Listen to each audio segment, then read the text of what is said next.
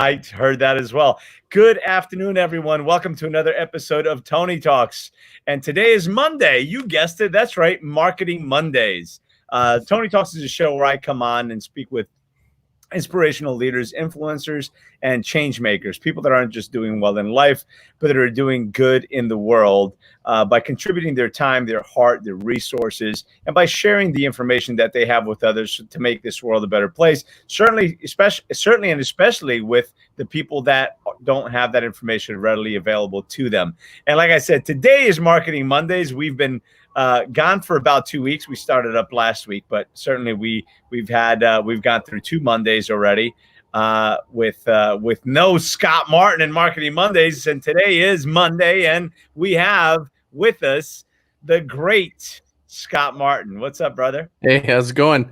I wonder if anyone even missed us. You played the replays. Hopefully they were valuable enough. I did. I cheated and I play the replays. I think every Monday, actually, I play the replays. I didn't do it every day, but I did do it for Mondays. We had some good sessions in the past. Actually, when I saw some of those, it's like I forgot about some of the conversations we had. Man, I'm burning incense, and it's like I don't have a COVID cough. It's incense just like happened to go exactly in my throat here. No worries. Listen, I know you said you're burning the sage to get rid of all the bad stuff. I don't know if you saw that post I borrowed from somebody. Yeah. It looks like the oil spill, like clouds on burning sage. Yeah, it's funny. You got like a dog going. Your dog's going crazy. My dogs are going crazy. It's like it's just the energy in the air. It's excited.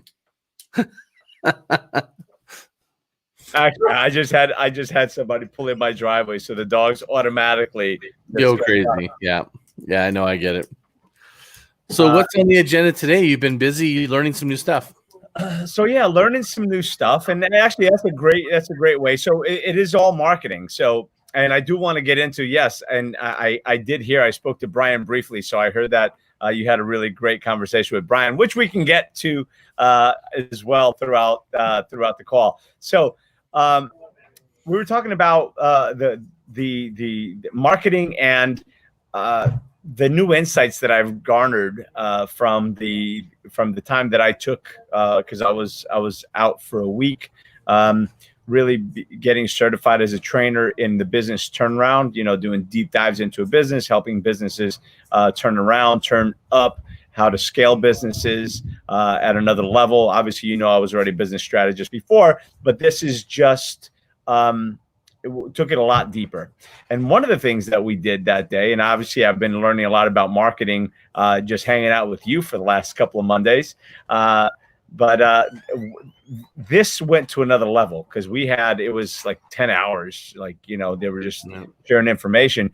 And the interesting thing is I learned things about what a website's supposed to do. You think and obviously because this is what you do, but talk about not knowing what you don't know. I say it all the time. The one thing I do know for sure is that I don't know what I don't know. That's the only thing I really do know. Yeah. Right? So what was the big insights?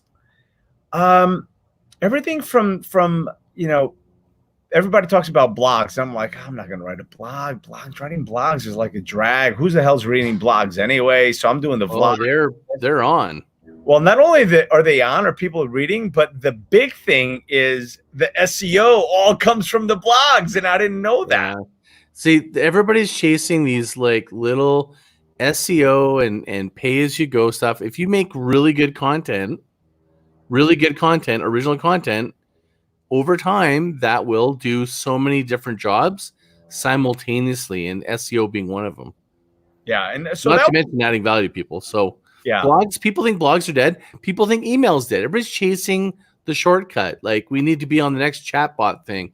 They're great, but honestly, some of the practices done well and consistently will outdo any of the new practices in the story. Yeah, and some of it was back to the basics, even though it's all about innovation and doing things new and different and everything else. But it's also very much about going back to the basics. Sometimes it's just innovating the basics and doing the basics in a maybe a different way, a more intense way. We went into story brand, and I know that this is something that you do as well. And I understood story brand in a much different way because you you read the book or you watch something, you're like, all right, that's good.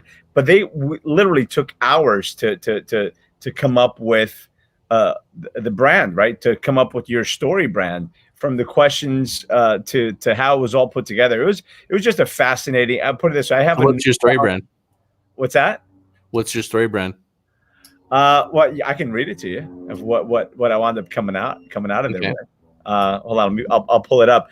But I just came back with a new appreciation and new fascination for marketing. I will tell you that.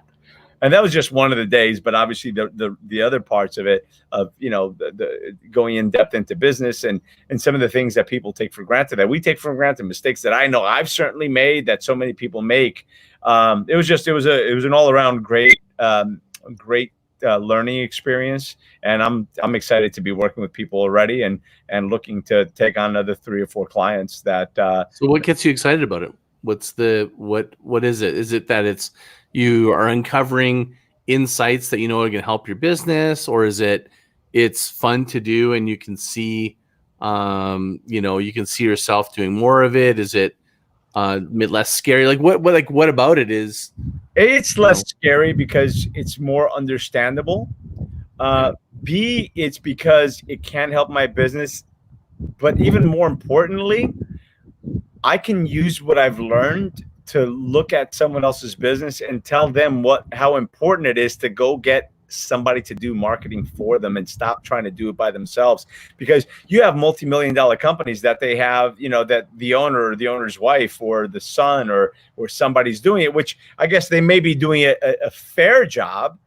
But one of the interesting things is, I didn't even know that there was SEO analyzers, right? SEO bots or artificial AI that can just go in and test the websites. And I put in a few websites of people that I know that are friends of mine. I'm like, damn, I got to have a talk with them when I get back. I got to have a talk with him when I get back, because I didn't even realize that those bots existed. Again, you don't know what you don't know. To see where the flaws are, the functionality of the website, how smooth is it, how good is the content. So for SEO, what's your security like on your website? In today's world with security and the lack thereof, the importance of that, the importance of connecting your website to all your social media platforms, all of those little things that you don't really think about. You look at somebody's website, I'm like, wow, that website's beautiful, or this or that, and it may be beautiful, but if nobody can find it, so what is beautiful? Or if somebody goes to it and it's beautiful, but they click a button and it takes 15 seconds for the next page to load, guess what? People's attentions their attention spans are very small. So you've got to tweak all those little things that can catapult your business just on that alone. Probably as a broader discussion is testing, modifying, tinkering nonstop. It's a process of tinkering. You just got to constantly be iterating and balancing function and design and balancing those two, because you can get too designy and you can get too function. Too much function. There's a lot of functional sites that have no emotion, no connection, no sort of like uniqueness. So there's something to be said about discovering. And if you got a good story, good brand, good positioning, people will tolerate a little bit less function because they're keen to stay on. But I think there's a big misconception. The misconception that I think that's changed is it used to be stickiness. We want people to stay on our site as long as possible. I don't think that's the metric that businesses want to be looking for anymore. The metric you want is how fast you can solve someone's problem. Yeah. That is the difference that people are still kind of caught on of, like the stickiness of a site. If they can't find what they're looking for quickly, then that's actually might be worse than just solving it quickly. So the measurement of stickiness and time on site, I think, can be flawed in some cases, but not all cases. Yeah, and I think the blog, you want reading time for sure. Yeah, and I think that almost what's worse than people not being able to find your site, finding your site and then it not working or not serving them. You're almost better off them not finding your site, fixing that, and then letting them find it and make sure that the content is right, rather than them finding your site and they go on, they and it sucks because it's not functional, it's not whatever. And then guess what? They're not going to go back to it because they didn't find value in the first place. So So I think that the value, obviously, for the small entrepreneur or the individual, you may not be able to afford, groundswell marketing. You may not be able to afford some of the marketing companies that are going to go there and really turn your stuff on.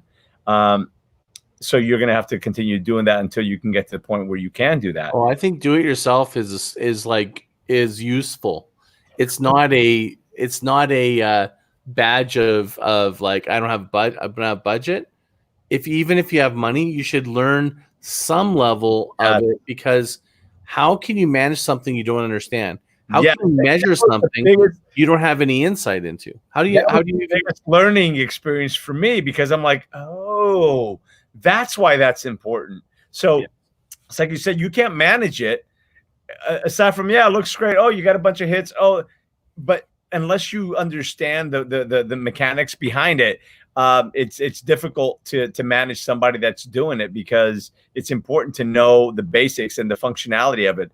To your point, basics. You don't need to go every detail, but what you need to do is you need to pull back on all the nonsensical gobbledygook language and things that you go, oh, well, because you don't feel like you know that much more, that somehow you're getting drawn into letting go of control and letting them, because they have some sort of deeper understanding. All you have to do is really break down some fundamental questions.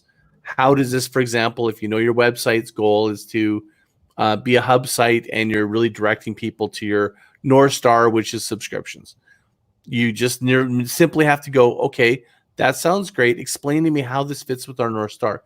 How is it frictionless? How does this add value? And what's the cost benefit of us doing this over something else? Just keep in the business lane. That's where I think people just get a little tripped up, because they get intimidated by that talk. I think some marketers prey on that. I ramble off on some of the acronym stuff because I just am so into it sometimes. But what I'm doing is I'm learning by writing my book and doing things like this with you, where I'm kind of learning how to really simplify it, and I'm realizing it's actually harder to simplify than I realize. But it's created more mastery for me to be able to communicate that very clearly and give people really simple tools. It seems simple, but it's sometimes not. And I think that for a lot of people looking at some of the marketing stuff like yourself, it's like you're getting enlightened by it, because you're going, oh my gosh, like maybe you don't want to do it, but you'll know how to manage it better. Yeah. And again, just having the understanding.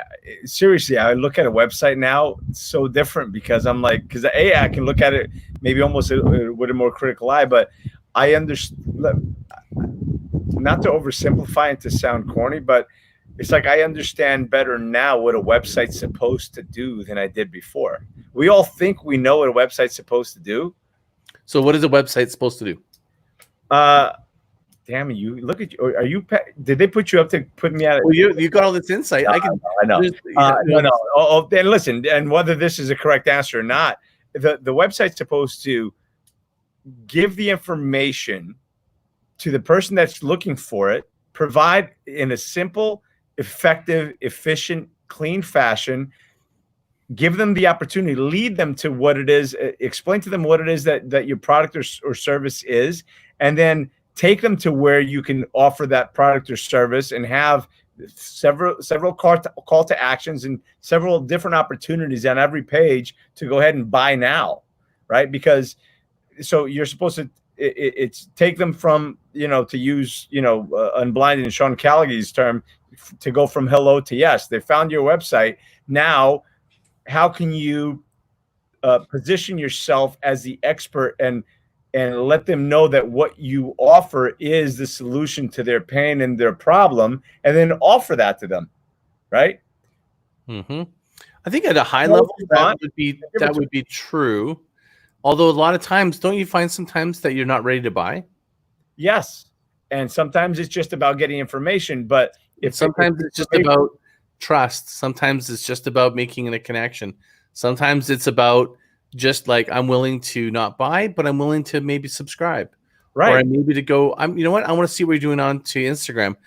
So everybody, that I think that's the biggest problem I have with the funnel, is it follows this logic that's too linear, when really, how many times have you gone about, looked at maybe some information and went, oh, I'm gonna go see what they're doing on LinkedIn.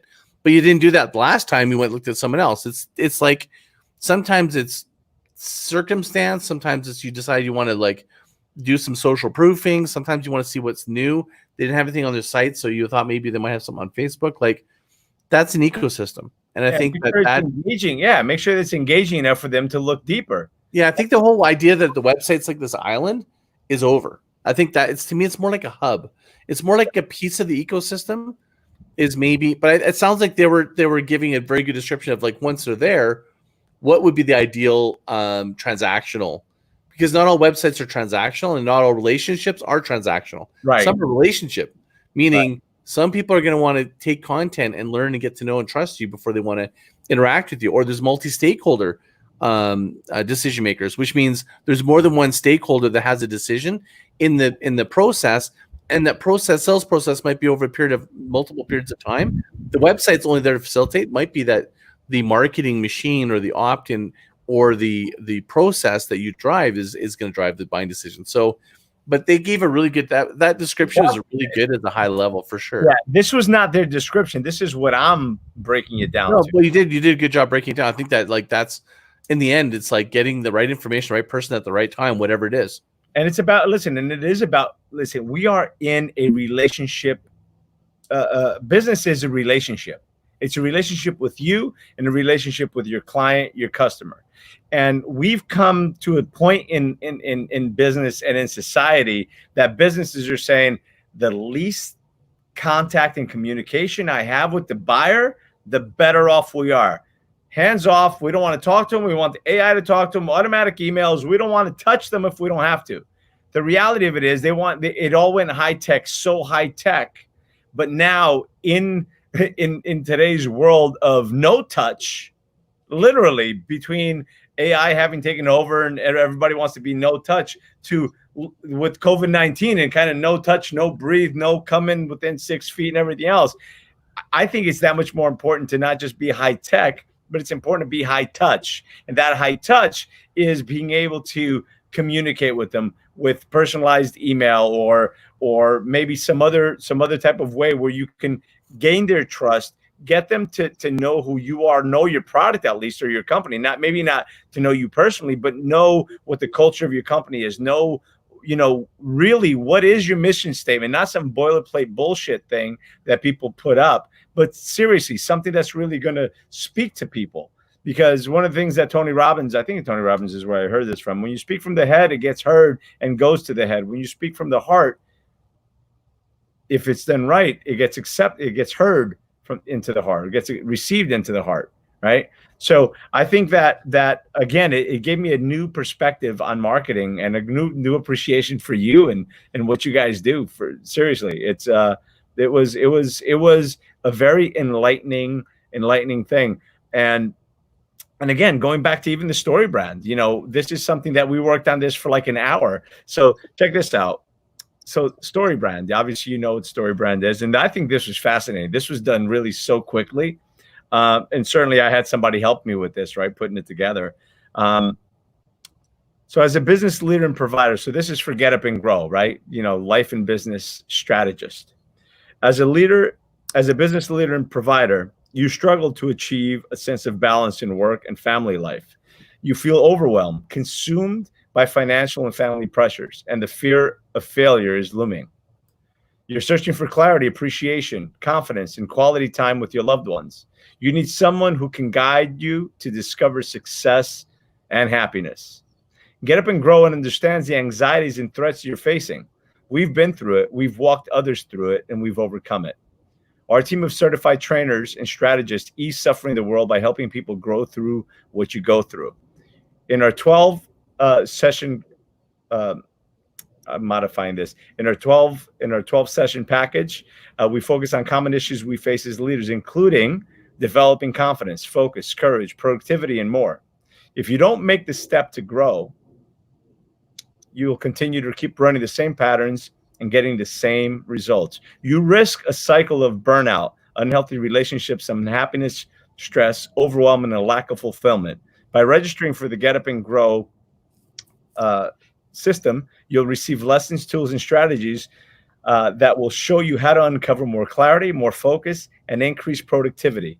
Together, we will help you uncover the hero within so you can grow through what you go through and find the freedom to become the best self for yourself, your business, and your family. That was long. It was. And detailed. It's detailed. So again, there's people that want to read, there's people that want to listen, and it is long. But I think it's what do you think, actually? Because again, this was just something that was put together kind of at the last, the last thing. I thought it was pretty damn good. Oh, it's really thorough. I mean, it's like no question. Like if you're looking for the level of detail, what would be the short version if you were to make it into 2 sentences? To make it into 2 sentences, would I say starts with the problem, right? Like they go, you got to start with the problem, right? So for me, I'm just going to riff mine right now. So I could, based on what I remember of his process, is like, are you tired of marketing not working and chasing short-term cash flow problems? Well, I help entrepreneurs unshackle from cash flow problems and gain freedom through predictable long-term growth. I do it through education, consulting, and direct marketing. That'd be mine, I guess. I came up with it in a moment, but that's like what I would say. Yeah, if you only have 30 seconds, that's perfect. So what would yours be in that case? Problem, how I solve it, and so it would be, are you struggling to achieve a sense of balance in work and family? Are you feeling overwhelmed, tired, and burned out? I understand. I was that guy too. And now what I do is I help people grow through what they go through by offering through a program offering. So I would stop right there if it was me. I'd be like just going trying to draw some things. Yeah. I would just go right there going, I've gone through what you've gone through. I'm going to save you time and money and show you how to do it bigger, better than anyone else. Yeah. Just done. Something like that. You know what I mean? Like just I love it. I love it. So are you struggling with overwhelm? Are you scared? Do you fear failure? Are you scared of being stagnant? Are you looking for more time for yourself and for your family to spend the days in life the way that you want to spend it? You're already getting too long. Yeah, I know. I think you just need to go, are you reaching your full potential right now? Probably not. I can tell you how. I've been in this exact same place. I have the tools, the technology, and the approaches that'll save you time and money and get you there quicker. Something like that. Love it. By the way, on the fly. I'm not StoryBrand, but I have my own process. StoryBrand's great. I think he's got a really good structure that he does it. I think some of it he has some. I mean, in some ways, it's not hard and fast. And I think here's why. How many times do you alter your story based on the person that you speak with? You modify it, right? You read them. You understand maybe they're coming from a different point of view.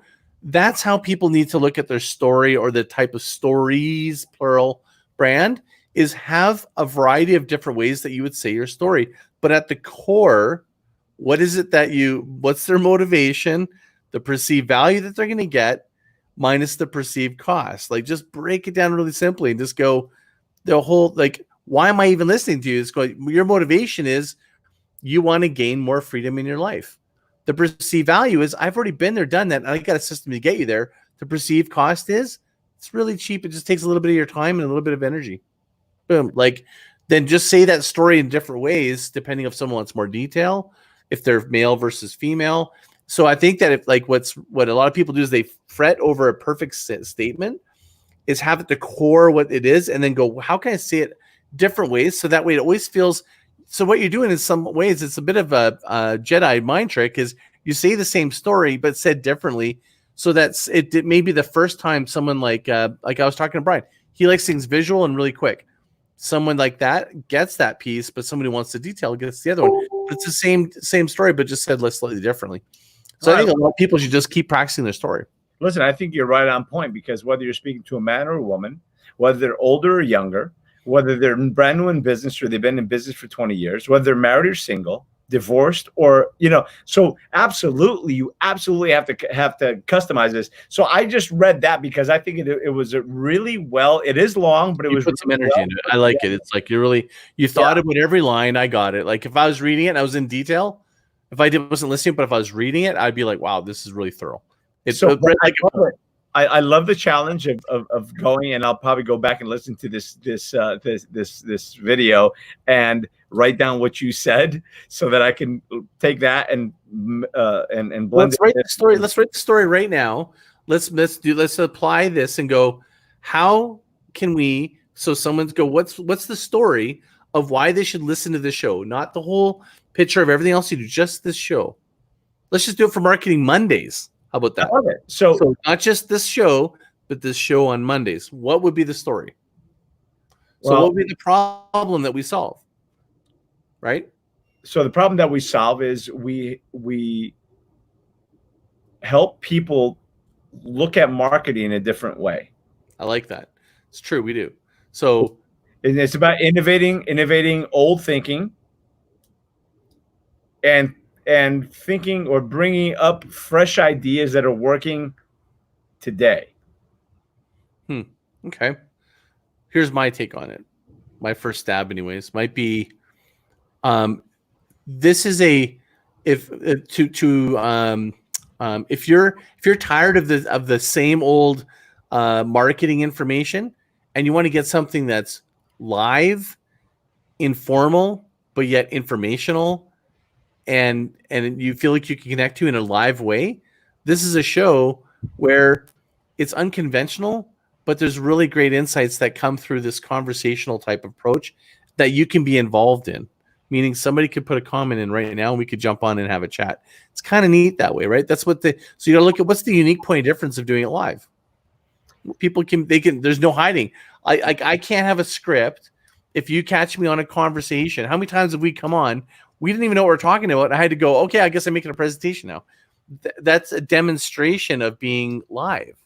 It's kind of cool to watch, right? So, but you know what I love about that? And I know that this is happening for you as well. It keeps you on your toes, right? It keeps you ready, because the same way that somebody can ask you a question here that might force you to, may stump you, may force you to think a little bit beyond where you normally would. Guess what? If you bump into somebody in the store in an elevator and they say something, you're like, oh, I can drop something on that right now. And they're like, oh, okay, you know what? You have a card? Why don't we talk? Well, there's a big difference. I think that for somebody who's got a well-scripted, great presentation, some people are great presenters, you got to know your content to be able to do this shit live. Yeah. I challenge anybody, go on right now, ask me a really challenging question. I mean, I'll admit if it's something I don't know, but I mean, well, we have a few people on here. Mondays, like I do this, I've been doing this for 25 years. I'm okay on my feet. Like I'm almost surprised more people haven't shown up to go, I want to stump him and ask me a question. I'm like, to be honest with you, I don't know why that is. You know, actually, in a way, because everybody's doing something now on video. So yeah, you know, it's a really crowded place. But right now we have Todd, we have Roseanne, we have Cindy, we have Dana. Why don't you guys just ask a question, interact? Because to Scott's point, the beauty of this is that you can ask Scott a direct question, and together, obviously it'll be Scott and I talking through it. We can help you with whatever challenge or problem that you may be facing, which, by the way, you know, I'm not somebody that, you know, I'm obviously this is contribution. We're just doing this for free, but I'm not somebody that's inexpensive. And certainly Scott is not somebody that's inexpensive. And, you know, it's not somebody that anybody has access to, right, on a regular basis. So right now, ask your questions. People really should be thinking this should be the biggest day of the week. This should be the biggest day of the week, because people just don't understand the value that you might be afraid to, right? Like it's that thing is like admitting that you don't know something, or that you might say something, you know, might not, you know, they might feel uncomfortable with is, you know, it's fair enough. Some people are just, you know, and they just would rather do it in private too, is maybe another thing. So I'm okay with that. But, you know, this is a live show. So, you know, the one thing I want to say is I don't know everything about marketing, but I pretty much guarantee I know who to go to talk to. I think that's the biggest thing is like, it's not what, it's who, right? Oh. Like, to me, it's like, you know, I rely on people who are deep experts in different categories. I have a deep understanding for a broad level. I have a specific and very deep level on another one, and like we're talking uber deep on some others. So I definitely have my strengths and some weaknesses. But let's see, is there any questions there? I know some people popped up. Well, Roseanne, I know you said that you'd love to talk through your problem now. Remind me again, what is it? Put it in here real quick so that Scott can read it as well. And you can't get people to jump on live, so we have it live chat. Ooh, Roseanne, I'm going to send you something, Roseanne. Let's see. I'm not gonna. Hold on. Let me just go here. You're gonna try to get her to jump on. Yep. We did that once with on. And so I ended up having a couple sessions with her afterwards, right? And what's that? Yeah, well, I actually know Roseanne. She's in a group with me, so I know what it is that she's doing. She actually just posted it here. But while you read that, I'm going to send her an invite. Okay, what am I reading? Here. She's a matchmaker. Okay. Match. I help super eligible single men who make $2 billion to find women that always dreamed of by attending thousands and have less than 4% divorce rate. Okay. What's the problem?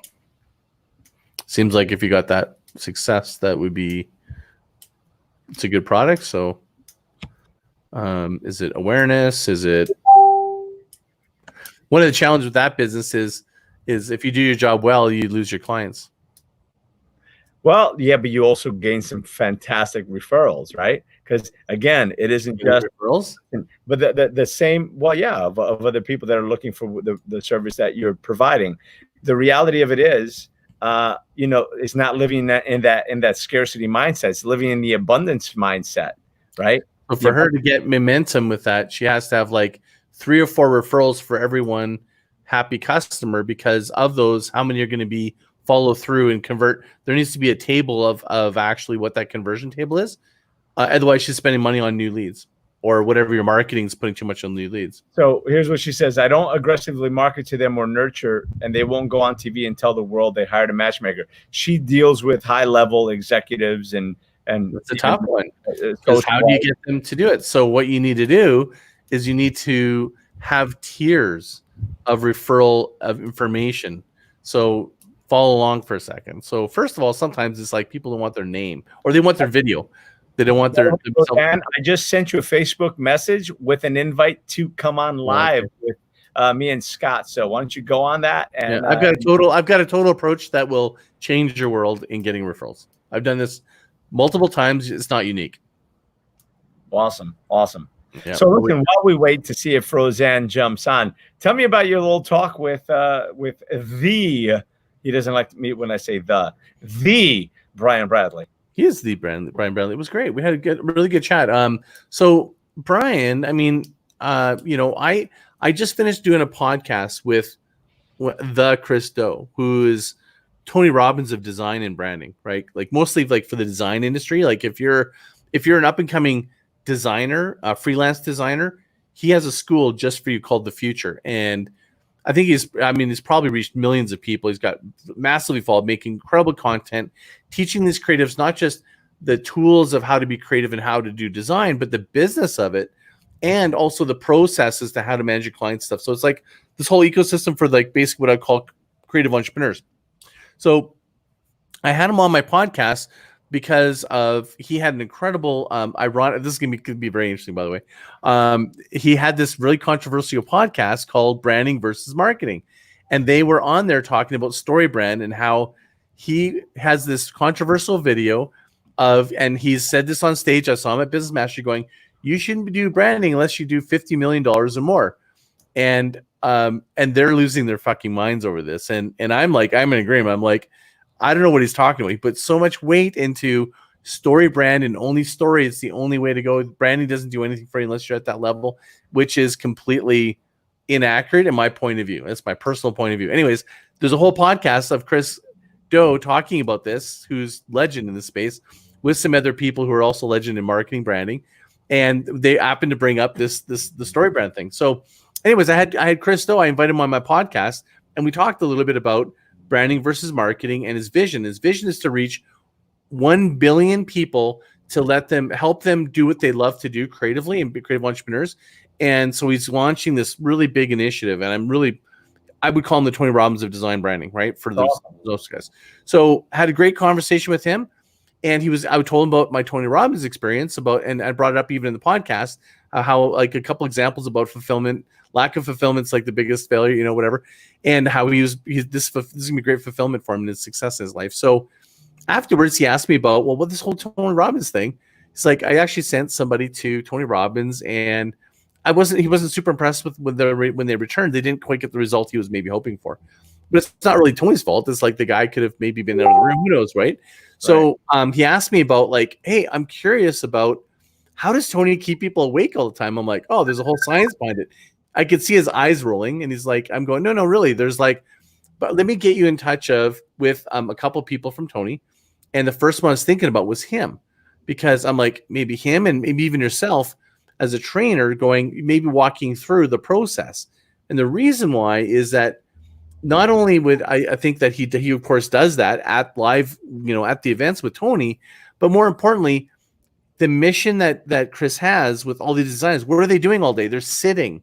What does Brian do? He teaches people how to live better, regardless of what you're positioning. In fact, actually not treat it as a death sentence, but do some exercises that will actually let you perform better and so forth. So I saw these two going, you got to get these two together. So I'm organizing a meeting between the two of them, and I trust and hope that it'll be great. So about that? Half hour after we're done with the show, I'm going to come on with Brian. It's not going to be public. It's going to be just on the trainer and senior leader and crew page, because we're going to be leading. And I've never done a marathon 4-day, 12, 13 hours a day on a desk. So sitting in front of a computer, honestly, I'm curious and almost a little concerned about how that's going to work out.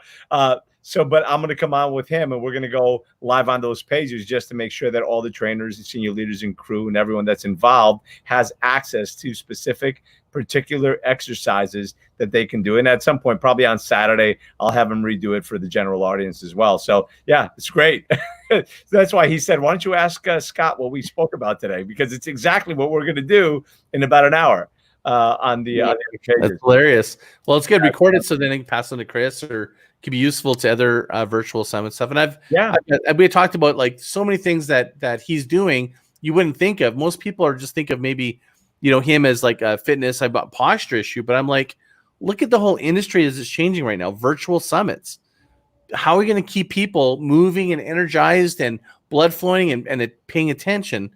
To me, the rise of virtual summits, and then soon to be live of these virtual large meetings between internal companies, I personally think that the practice and the stuff that he does is on the verge of a massive breakthrough, because I think the science of what he's doing, of these very simple exercise and stretches for people who are sedentary and sitting in, they're not connected, so they don't have that movement and action. This creates some energy, blood flow in a way that I don't think anyone's ever seen. So yeah, I just told him, I said, I think, I'll help you, but I can point you in a couple little places I see blue ocean for you. And he's like, he seemed pretty excited about it. So yeah, listen, I tell them all the time, I call them magicians. When I talk to people about Egoscue, I'm like, it's like freaking magic.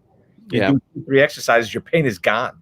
I know Jones like had a pain for like 15 years. She's like, I can't believe it doesn't even hurt anymore. And she just did it like 3 times in a row, and she's now going, she's pain free. So it is amazing. Yeah. It's like, so you have her person on yet or no?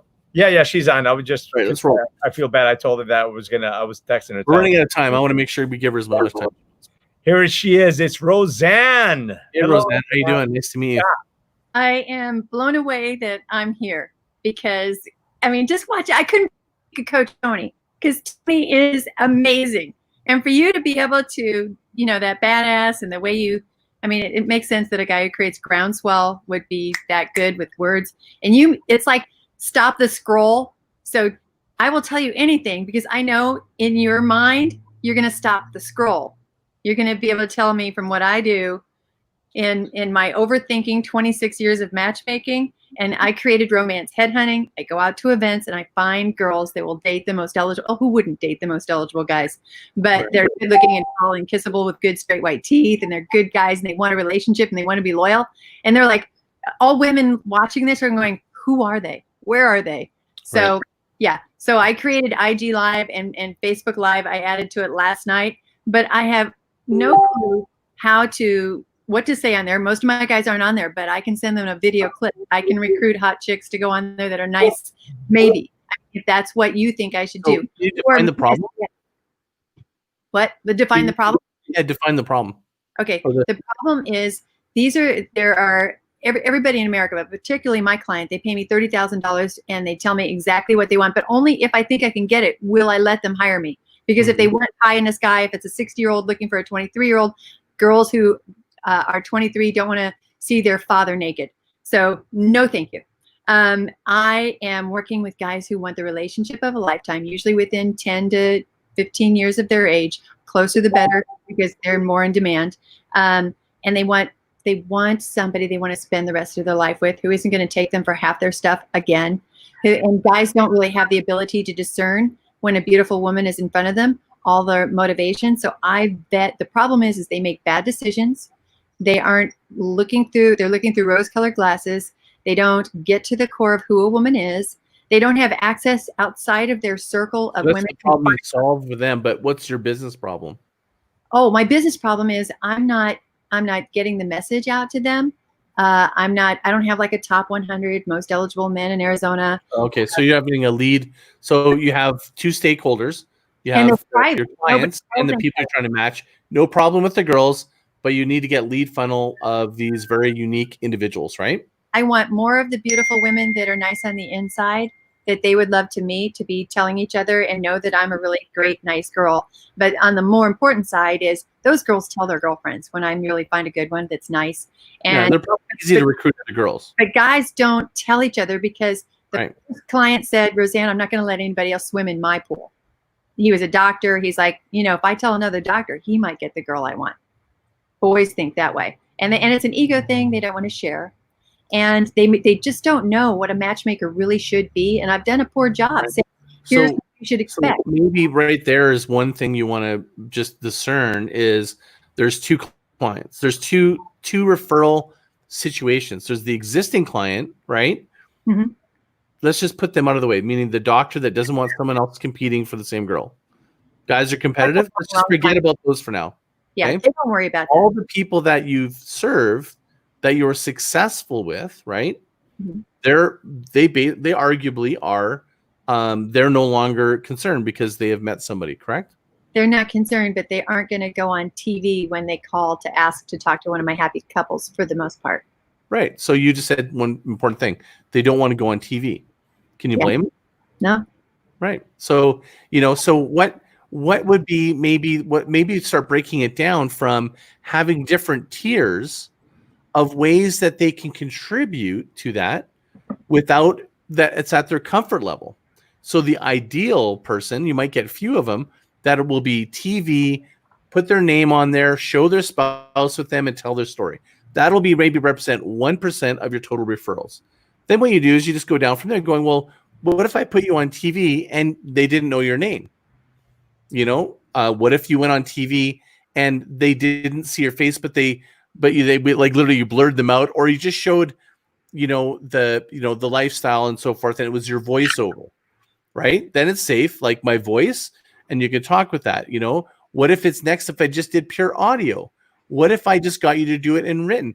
Basically, what you want to do is you want to go ideal to down to here and go, you can at least give me a written one with just like your age and your occupancy and how happy you were, right? If you really delivered. So that allows you to work with a content library that's actually quite fun to work with. In a way, I think it might be a blessing, because then you got different modalities that you can work with.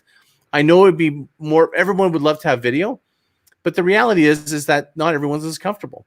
So the other thing is a third way. So let's think of the tiers, right? Break them down into that, and then kind of like go, okay, what about this? Like you could come up with a way that pick your comfort level, but the other angle might be is not to go through the guy. The other angle might be to go through his new spouse who you matchmaked and ask her to then encourage him to do to see what I'm saying? Yeah. Usually and treat it a little bit more like, I don't want your referral, wouldn't like almost like come up with a strategy where it's like they're contributing to helping other happy couples and other people? Okay, I have a question. Okay. I don't know if was any of these ideas even helpful. I don't know. It doesn't conquer the privacy, because even if I get the bride on board, because often she is. I mean, one girl was on the cover of Brides magazine. She's beautiful model, master's degree, earning 6 figures in sales. He told me after being married to her, he never knew marriage could be this amazing. And he did talk to Fox Business, but they couldn't use his real name. And I don't care. Nobody cares what his name is. They don't really care what he looks like. They care that he got the relationship of a lifetime. Right. They'd really love to see that he got a beautiful girl, but he doesn't really want everybody to know that he got his wife through me. So, So another guy sent me this, and I have never promoted it, except for now.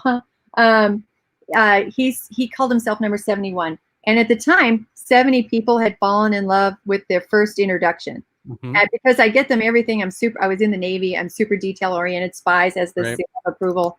And we're on the lookout for the love of your life. I created romance headhunting. We're the only one who goes out and finds them. He called himself 71, but I didn't remember what 71 had anything to do with. And it was a week after meeting this girl, and he said he was 71. And he framed this, had my website re-typeset, because he said she was the one.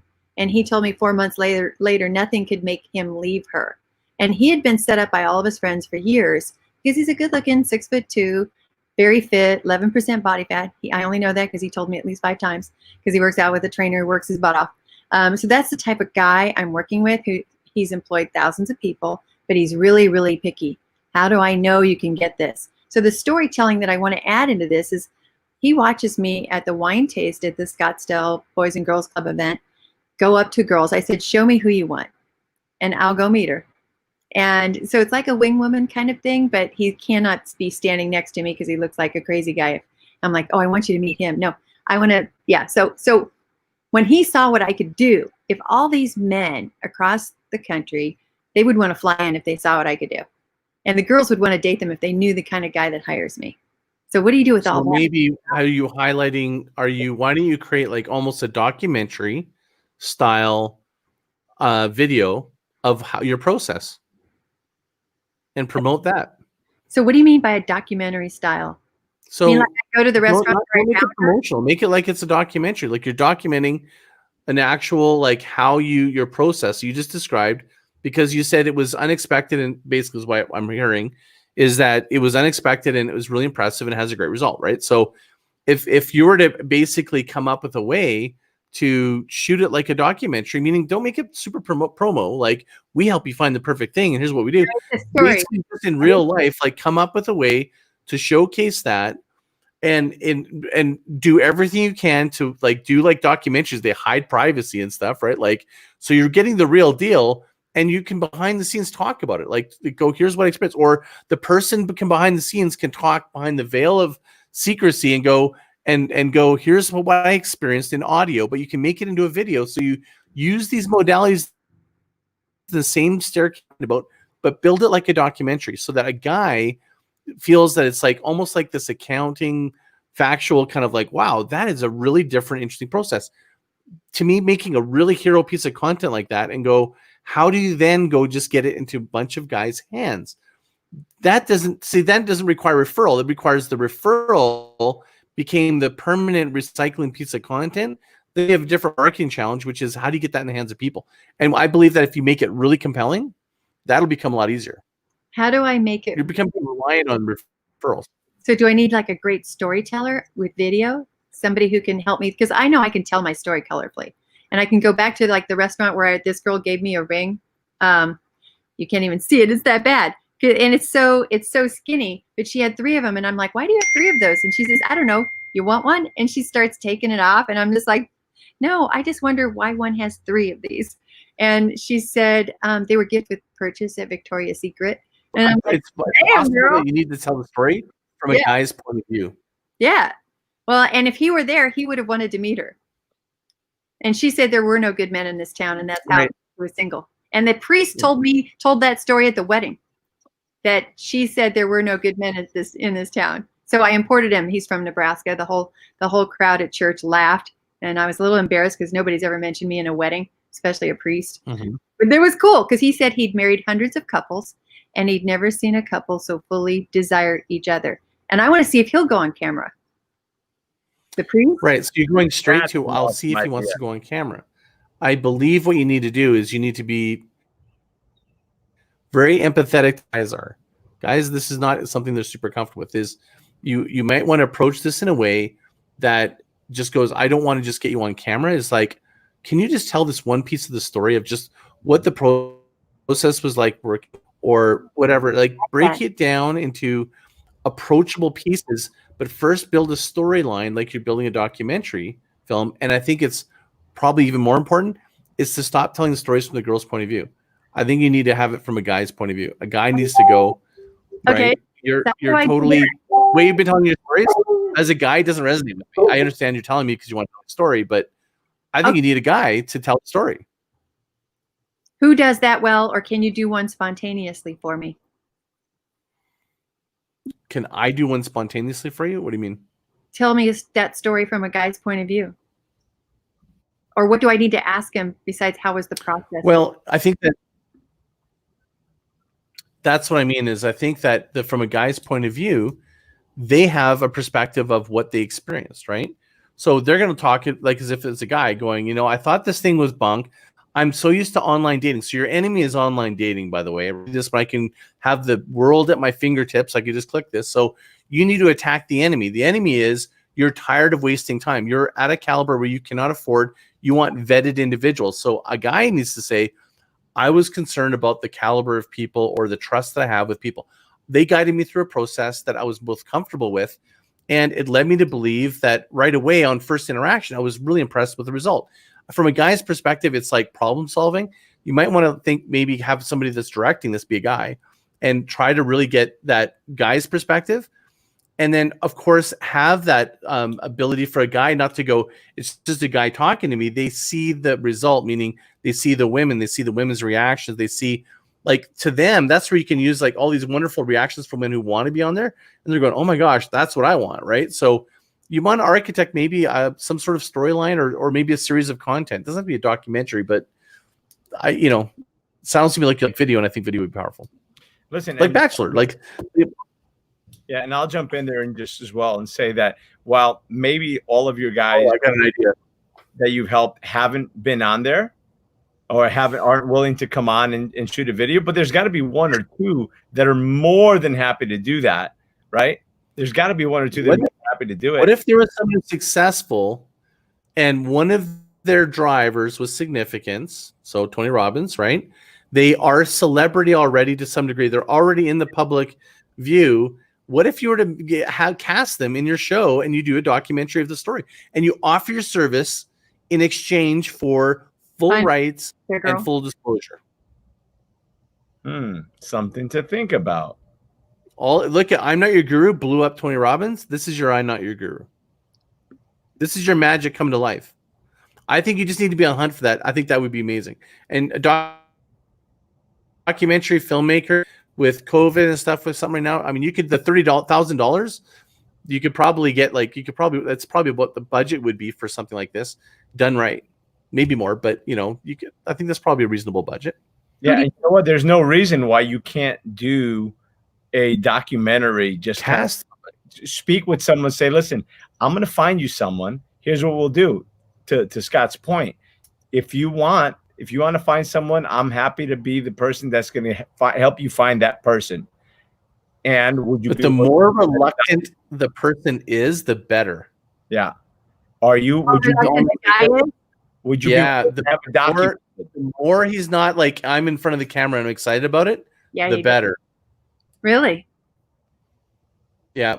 And I think so. It's either someone that's significance and they're nervous, or it's either contribution. Because Hollywood. Yeah, I don't know. I mean, I don't know. I don't know what the angle would be like, but there's something here that's like the beginning of it. I just feel like there's enough people in this world that have different motivations, and you just need to tell the story in a real way.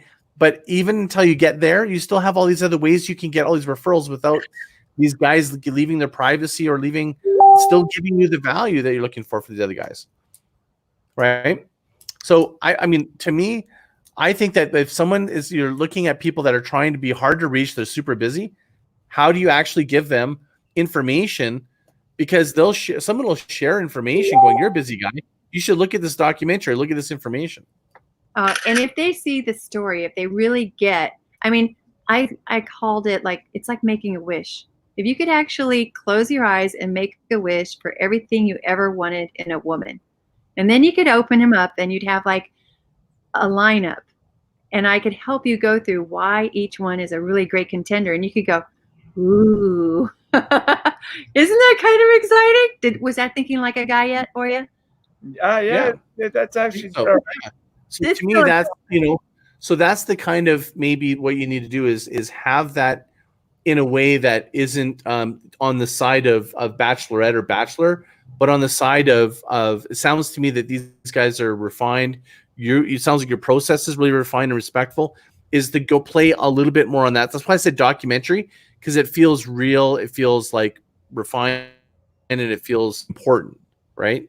And authentic. So, from that perspective a little bit, but from a guy's point of view, that's all. It's fascinating. One of the girls I found, I had a booth at Tony Robbins' big event at our son's arena. She came up to my table and I'm like, girlfriend, we got to talk. She was an artist, and I found her a guy at the Phoenix Art Museum at an after hours event. And it was just like, and never would happen. They have 2 kids now.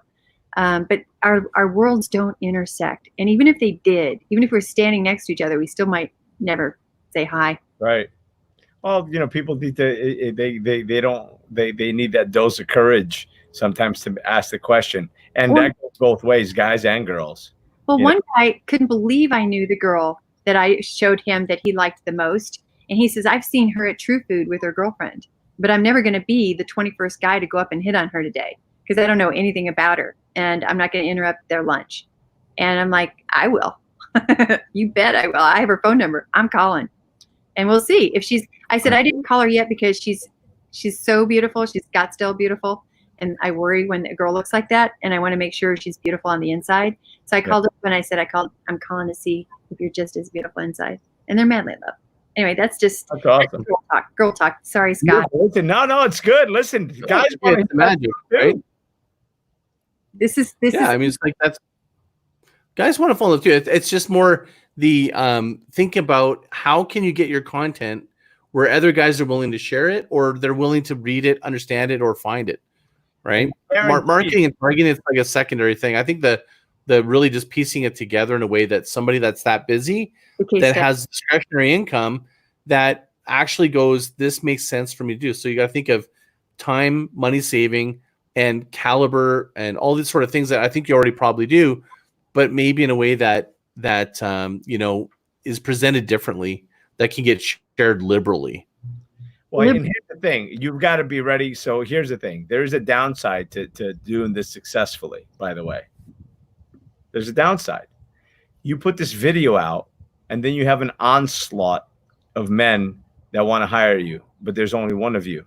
However, I got my first, I believe so. I believe that if I train the right people to work with me, we will, and if people really start understanding, I had somebody in Nashville who wanted to take on a franchise for me, but I didn't have as much courage then as I do today.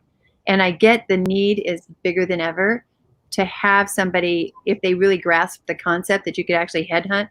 And if people understood the values are here and the mega screening, like some services will take your money before they've ever seen your face.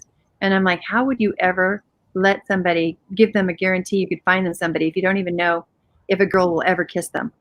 Because girls, it's just, we want straight white teeth. That's what the girls tell me. That's one of the givens, they call it. So they need an understanding, and that's what this, sharing the stories in the case study in the male perspective. So Amanda just said, Tony and Scott, would you ask right away, man, what is my favorite physical feature? What kind of philanthropic books do you like? I'm not sure if I understand exactly what you're trying to say here, Amanda, but what are the questions that we would ask a woman that we'd be curious to know, is I think what she means. You're asking me, I don't know. I'm thinking about from a marketing standpoint of how, like, I'm trying to stay on task of the challenge of trying to get guys that want to share or attract the same like-minded individuals. Like is that related to this, or is it different? I'm just trying to. I think it is, but that goes into the next. I think that goes into the next phase of writing it out, or how you're going to structure it. So, but listen, keep the questions coming. We'll pass them on to Roseanne for sure. But I think that Scott, you hit some gold there, because the reality of it is, if we can make it so that Roseanne can put together a half hour, a 1 hour, hour and a half, 2 hour part show, so to speak. And Roseanne, there's no reason that over the next 5 or 6 men who want to hire you, you may be able to feel out 2 or 3 and say, listen, I'm looking forward to getting you the woman of your dreams. And I also want to help many more men like you to do the same. So I'm going to make a proposition for you. Would you be interested in working with me on the documentary? I will offer my services free of charge in exchange for you being potentially for you being the person, the man that will be that person that's going to stand in for this documentary. And my client may say no. My client will probably say, "I'll pay you $30,000 not to film me." Cool. Listen, probably the case. So it's fully true. It's a shot in the dark to get one. You only need one. I have one other strategy that's totally not related to referral, which is how many women know of a guy that's this eligible bachelor that's struggling with this problem. Yeah. Target and market to them, and just go pass this on to him. Pass it on. Same documentary. So what you don't get fixated on the how it gets in his hands. That's the most important, is getting the content, so that this person, this girl that knows it, goes, just give him this documentary to watch, or give him this piece. So that's why I think that if you have a hero, really invest in a unbelievable piece that if a guy of his caliber understands how the process is, how thorough it is, how refined it is, how successful it's been, however you can piece that together, I think there's 5 or 6 different strategies that you'll be able to target it, no problem. I don't think that's your problem. The problem is that piece of content. That's what I'm just, because you see what I mean right there. That made sense to you. Or like, I agree. If she had the gold, we targeted on Facebook, or all the people that women that know eligible bachelor that can't find someone that's super amazing, but you can't seem to find the right person for him. Send them this. Done. They'll share it everywhere. It'll be like, right? That's it. Do it. So there's your marching orders, Roseanne. I hope, listen, I want to be respectful of Scott's time and everybody who's watching. We're already over an hour. Thank you. So you're welcome. I hope that helps. Don't be excited about that. Oh man. I know how your brain works, and I'm gonna listen to this several times, and I'm gonna start asking the right video people. I met somebody recently. I have no idea how much he charges, but I saw a video of his, and it's sexy. So, and I know if I have 1 or 2 people. He makes it sexy. What's that, Tony? I have 1 or 2 people that I can probably refer to you as well. Okay. So anyway, I appreciate you, Roseanne. Thanks for coming on and being a participant on our show. Best of success on the show. I'll be sharing this. One last point. Oh, I love video. Columbo to the max. One last point. One last point is for your production, to keep your production value low and to get more people either willing or as sort of create more sort of call it texture. Use Zoom. Do interviews through Zoom. Like interview couples that are successful through Zoom. And don't have to get on site. Don't have to schedule a time.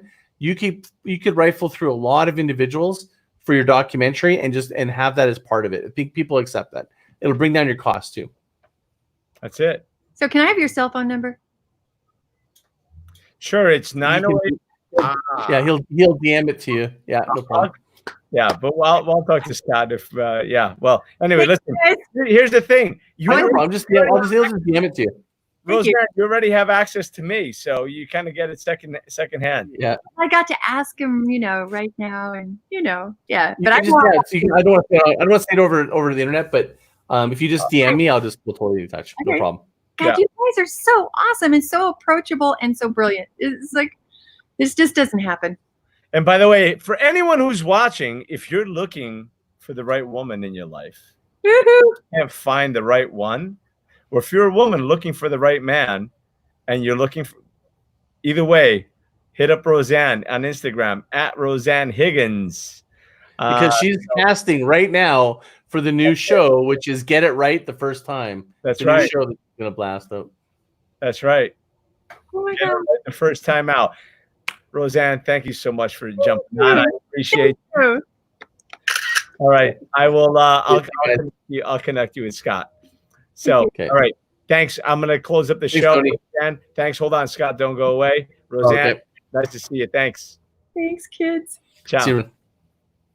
So how was that? I hope everybody enjoyed that. That was a bit of a different twist to our Marketing Monday. Scott, you are the man, the myth, the freaking legend, like I announced you in the first time. This is just how you roll. Well, listen, thanks. This was fun. Again, break from the everyday. This was absolutely amazing. And Roseanne is actually, she's really good at what she does. And matter of fact, I have a few friends of mine that I'm probably going to refer over her way as well. And listen, her challenge is not an easy one. It's like, I empathize with what she's saying. That is not an easy, like, she's got, like, I actually, like, some people have marketing challenges.